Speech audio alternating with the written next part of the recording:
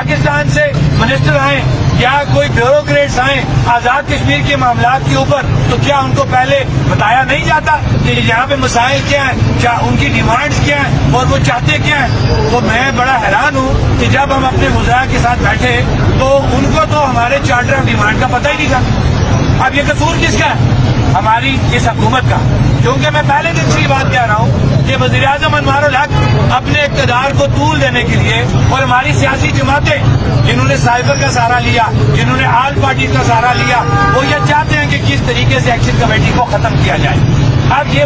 وہ لوگ ہیں کہ جنہوں نے ہمیشہ ایکشن کمیٹی کے معاملات میں اور پاکستانی عوام اور حکمرانوں کے راستے میں روڑے اٹکانے کی کوشش کی، لیکن اللہ نے کبھی ان کو جو ہے اس میں کامیابی جو ہے وہ نہیں دی، اور آگے بھی ان کے ساتھ یہی ہوگا، کیونکہ ان کے مقدروں میں خالی کرسیوں سے خطاب کرنا لکھ دیا گیا اور وہ ہمیشہ خالی کرسیوں سے ہی خطاب کریں گے۔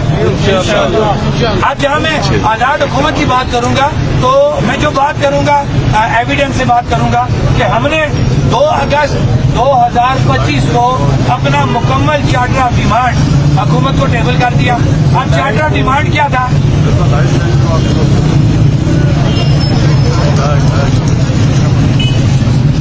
یہ میں میڈیا کو بتاؤں گا،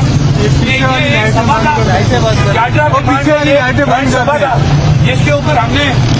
خدمت جناب وزیر اعظم آزاد حکومت ریاست جموں و کشمیر کو ایڈریس کیا تھا، پورا پچھلا تسلسل لکھا تھا کہ یہ تحریک کب سے سٹارٹ ہے اور آپ کی حکومت نے کہاں پہ ہم سے وعدہ خلافیاں کی۔ اس کے بعد اس کے 2 صفحات یہ تھے،